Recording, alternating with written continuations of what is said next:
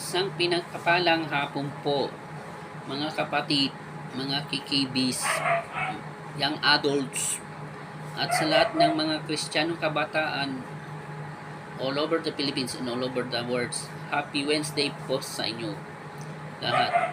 Ang ating pag-uusapan ngayong Miyerkules ng hapon, ito ay reconnect. Bago tayo magsimula ang ating pagbabahagi ng salita ng Panginoon, huwag nyo kalimutan i-subscribe nyo po ako sa aking YouTube channel at i-follow nyo ko sa aking TikTok account na Mike Trinidad po. Ito, magsisimula po tayo na bibilisan ko po para hindi po ako babagal po. Ang ating pag-usapan na sa hapon ito ay napanood nyo ba ang pelikulang Reconnect na pinagbibidahan ni Gerald Anderson, Carmina Villarreal, Bella Padilla, Charlie Dizon, Andrea Brillantes at Bella Padilla sa nakapapalabas lang noon sa sinihan at kasulukuyang mapapanood na rin sa Netflix Philippines ang pelikulang ito. Ang pelikulang Reconnect na ipinalabas sa mga sinihan bilang opisyal na entry sa Metro Manila Film Festival or MMFF noong December 25, 2025 at kasulukuyang mapapanood na rin sa Netflix Philippines ay naghahatid ng napakahalagang mensahe tungkol sa pamilya, pagpapakumbaba at tunay na ugnayan sa gitna ng isang pandaigdigang internet outreach. Narito ang tatlong mahalagang aral na mula sa pelikula na iniugnay sa mga bersikulo sa Biblia kasama ang conclusion. Number 1, pagpapahalaga sa harapang ugnayan at tunay na pagsasama. Ang kwento ng pelikula, ang biglaang pagkawala ng internet ay nagpilit sa mga pamilya at magkakaribal na mag-usap ng mukhaan at magkasama sa isang espasyo. Ipinaalala nito na ang digital na koneksyon ay hindi kailangan papalit ng physical na presensya at personal na paggabay sa isa't isa. Romans chapter 1 verse 11 and 12, sapagkat nagnanais akong makita kayo upang mapatibay ang bawat isa sa pamamagitan ng pananampalataya ng bawat isa, ang sa inyo at ang sa akin.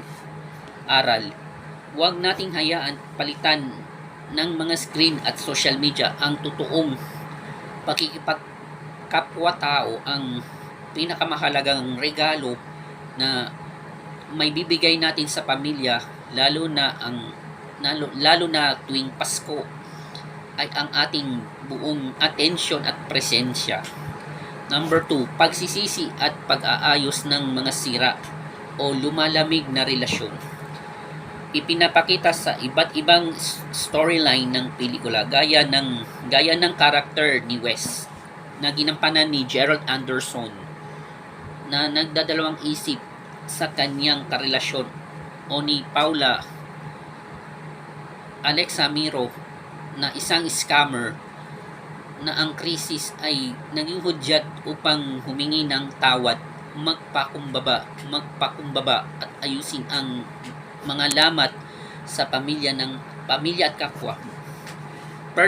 Second Chronicles chapter 7 verse 14, kung ang aking bayan ay tinatawag sa aking pangalan ay magpakumbaba at manalangin at hanapin ang aking mukha at tumalikod sa kanyang masasamang lakad, akin nang diringgin sa langit at patatawarin ang kanyang kasalanan at pagagalingin ang kanyang lupain.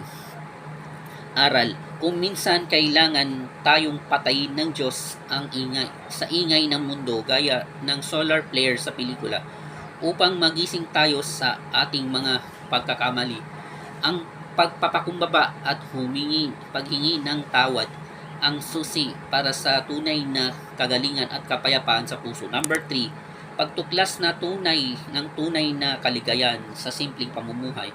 Nang mawala ang online blogging channel ng pamilya ni na Bridget Carmina Villaruel, nawala ang kanilang obsession sa likes at huwad na imahe sa internet. Natutunan nila maging kontento at masaya sa kung anong simpleng bagay ang nais harap nila. Bersikulo sa Biblia, 1 Timothy chapter 6 verse 6, 7 and 7. Ang kabanalan na may kalakip na pagkakasiya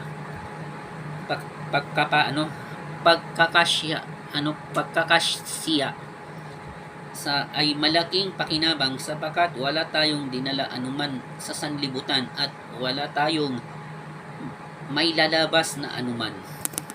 Aral, ang tunay na kaligayahan at kapayapaan ay hindi nagmumula sa validation ng ibang tao sa internet o sa dami ng views. Nagmumula ito sa pasasalamat sa mga simpleng biyaya ng Diyos tulad ng pagkain, tirahan at pamilyang nagmamahal sa iyo ng walang kondisyon. Ito ang ating pagtatapos o conclusion. Ang Reconnect ay hindi lamang isang simpleng pelikulang Pasko. Ito ay isang banayad na paalala at babala mula sa itaas.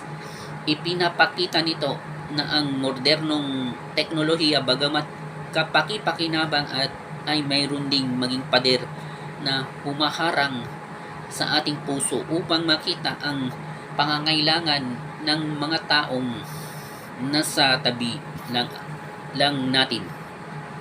Gaya ng ipinahihiwatig sa Ephesians chapter 5 verse 15 and 16. Maging mag-ingat nga kayo kung paano kayong lumalakad, huwag gaya ng mga mangmang, kundi gaya ng marurunong na inyong samantalahin ang panahon sapagkat ang mga araw ay masama. Ang tunay na pag-reconnect ay nagsisimula kapag ibinababa natin ang ating mga gadgets, buksan ang ating mga bisig para sa ating pamilya at ibinabalik ang ating sentro sa Diyos at sa tunay na diwa ng pagmamahalan. Ito po ang pagtatapos sa ating pag-share dito sa pelikulang Reconnect. Sa mga nakapanood na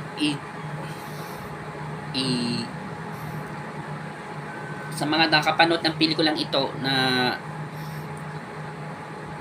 i-describe nyo po sa ating comment section dito sa YouTube or sa aking TikTok account, na mag-comment po kayo na anong lesson ang napupulot sa inyong napanood sa pelikulang Reconnect. Sa mga hindi pa nakapanood ng pelikulang Reconnect, panoorin nyo po sa Netflix o sa anumang streaming apps gaya ng MovieBox app at sa Bilibili app, na panoorin nyo po ang buong pelikula ng Reconnect. Muli po, isang pinagpapalang hapon po mga kapatid, mga KKBs, mga young adults at lahat ng Kristiyano kabataan all over the Philippines and all over the world. Ingat po tayo and keep safe po. At makikita po tayo sa araw ng linggo sa ating pagbabahagi ng aking salita ng Diyos. Ingat po palagi and God bless po.